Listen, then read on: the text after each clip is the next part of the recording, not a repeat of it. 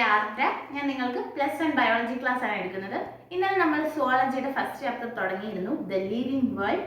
അതിൽ ലിവിംഗ് ഓർഗാനിസത്തിന്റെ ഫീച്ചേഴ്സിനെ പറ്റിയായിരുന്നു നമ്മൾ നോക്കിയിരുന്നത്. ഇന്ന് നമ്മൾ എടുക്കാൻ പോകുന്നത് diversity in the living world ആണ്. അതായത് ജീവലോകത്തെ വൈവിധ്യങ്ങളെ പറ്റിയാണ് ഇന്ന് നമ്മൾ നോക്കുന്നത്.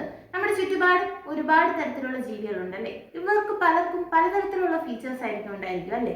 അതിനെ പറ്റിയാണ് ഇന്ന് നമ്മൾ നോക്കാൻ പോകുന്നത്. അപ്പൊ ആദ്യത്തത് ബയോഡൈവേഴ്സിറ്റി, അതായത് ജൈവ വൈവിധ്യം. എന്താണ് ജൈവ വൈവിധ്യം എന്ന് വെച്ചാൽ the total number of living organisms on earth. അതായത് നമ്മുടെ ഭൂമിയിൽ ജീവിക്കുന്ന എല്ലാ തരത്തിലുള്ള ഓർഗാനിസത്തിന്റെ ടോട്ടൽ നമ്പറിനെയാണ് നമ്മൾ എന്താ പറയുന്നത്, ബയോഡൈവേഴ്സിറ്റി എന്ന് പറയുന്നത്. ഇനി ഈ ബയോഡൈവേഴ്സിറ്റിക്കകത്ത് എന്തൊക്കെ ഉൾപ്പെടും?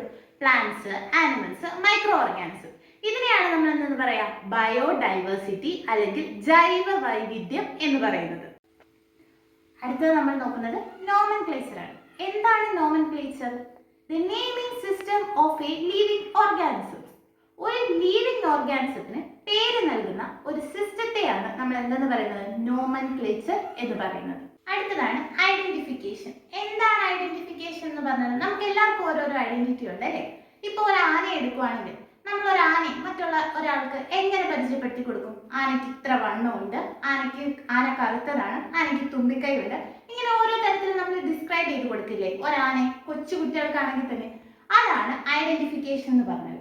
To describe an organisms correctly.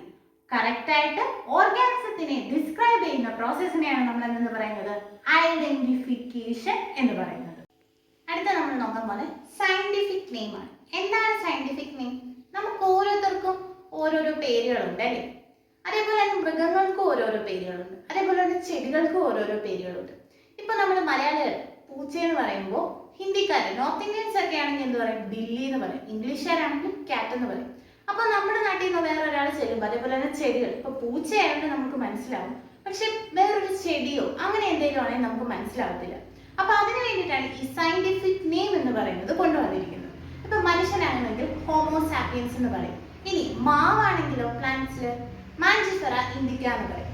അപ്പോൾ നമ്മൾ ചുമ്മാ കയറി ഒരു പ്ലാന്റ്സിനോ ഒരു ആനിമൽസിനോ ഇപ്പൊ പുതിയതായിട്ട് നമ്മൾ എന്തെങ്കിലും ഒരു പ്ലാന്റോ ഒരു ആനിമലോ കണ്ടുപിടിച്ചെന്ന് കരുതി നമുക്ക് അതിന് നമ്മൾ കയറി പേരിടാനൊന്നും പറ്റില്ല. അതിന് അതിൻ്റെതായ അതോറിറ്റീസിനെ അറിയിക്കണം. അപ്പോൾ നമ്മളിപ്പോൾ ഒരു പ്ലാന്റ് കണ്ടുപിടിച്ചെങ്കിൽ ICBN-നെയാണ് അറിയിക്കേണ്ടത്. എന്താണ് ICBN? International code of botanical nomenclature. അതായത് ഒരു പ്ലാന്റ്സിനെയാണ് നമ്മൾ കണ്ടുപിടിച്ചെങ്കിൽ ICBN-നെ അറിയിക്കണം. അവരായിരിക്കും ഒരു സയന്റിഫിക് നെയിം എന്ത് ചെയ്യുക, അത് ഒരു പ്ലാന്റിന് വേണ്ടിയിട്ട് കണ്ടുപിടിക്കുക. ഇനി അടുത്തത് ICZN ആണെങ്കിൽ എന്തായിരിക്കും?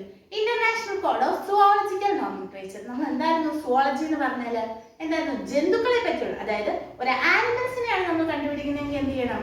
Zoology, international code of zoological നോമൻക്ലേച്ചറിനെ അറിയിക്കണം. നമ്മൾ എന്താണ് സയന്റിഫിക് നെയിം എന്ന് പറഞ്ഞു. ഇനി നമുക്ക് സയന്റിഫിക് നെയിം എഴുതുമ്പോൾ എപ്പോഴും 2 വേർഡ് ആയിരിക്കും ഉണ്ടാകുന്നത്. എന്തൊക്കെയാണ്? ഒരു ജീനസ് നെയിമും ഒരു സ്പീഷ്യസ് നെയിം. ഇനി എന്താണ് ജീനസ് നെയിം അല്ലെങ്കിൽ സ്പീഷ്യസ് നെയിം എന്ന് നോക്കാം. ഇപ്പൊ തന്നെ നോക്കും, നമ്മുടെ മനുഷ്യന്റെ സയന്റിഫിക് നെയിമാണ് ഹോമോസാപ്പിയൻസ്. ഈ ഹോമോസാപ്പിയൻസിൽ ഒന്ന് നോക്കിയേ, ഈ ജീനസ് നെയിമാണ് ഈ ഹോമോ എന്ന് പറയുന്നത്, സ്പീഷ്യസ് നെയിമാണ് സാപ്പിയൻസ് എന്ന് പറയുന്നത്. ഇനി ഈ സയന്റിഫിക് നെയിം എഴുതുമ്പോൾ ഇതിന് കുറച്ച് പ്രത്യേകതകളുണ്ട്. അതായത് ഇത് ലാറ്റിൻ വേർഡിൽ നിന്നായിരിക്കും എപ്പോഴും ഈ സയന്റിഫിക് നെയിം എടുക്കുന്നത്. അതേപോലെ തന്നെ ഇത് ഇറ്റാലിക്സിലായിരിക്കും എഴുതുന്നത്. അപ്പൊ നമ്മൾ ഇപ്പൊ പ്രിന്റഡ് ബുക്സ് ഒക്കെ നോക്കിക്കഴിഞ്ഞാൽ ഈ ഇറ്റാലിക്സിലായിരിക്കും ഇതിനകത്ത് എഴുതിയത്. ഇറ്റാലിക്സിൽ എഴുതുക എന്ന് പറഞ്ഞാൽ എന്താ? ചരിച്ച് എഴുതുക. അങ്ങനെയായിരിക്കും സയന്റിഫിക് നെയിമുകൾ കൊടുക്കുന്നത്. ഇനി നമ്മൾ ഹാൻഡ് റിട്ടേൺ ആയിട്ട് എഴുതുവാണെങ്കിൽ അതിന് കുറച്ച് പ്രത്യേകതകളുണ്ട് നമ്മൾ എഴുതുമ്പോൾ. അതെന്തൊക്കെയാണെന്ന് നോക്കാം.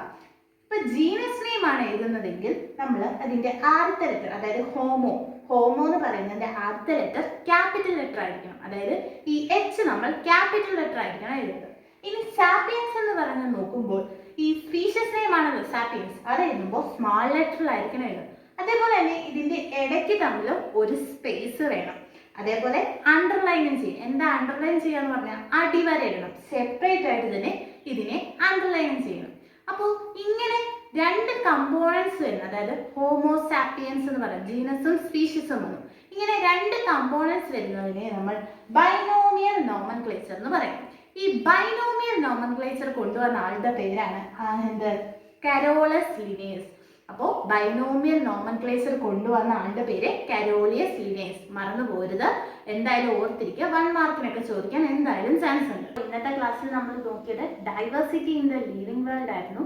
അതിനകത്ത് നമ്മൾ ബയോഡൈവേഴ്സിറ്റി എന്താണെന്ന് പറഞ്ഞു, നോമൻക്ലേച്ചർ എന്താണെന്ന് പറഞ്ഞു, ഐഡന്റിഫിക്കേഷൻ എന്താണെന്ന് പറഞ്ഞു, എന്താണ് സയന്റിഫിക് നെയിം എന്ന് പറഞ്ഞു, സയന്റിഫിക് നെയിമിന്റെ റൂൾസിനെ പറ്റി പറഞ്ഞു, ഒരു ജീനസ് നെയിമും ഒരു സ്പീഷ്യസ് നെയിമും ഉണ്ടെന്ന് പറഞ്ഞു.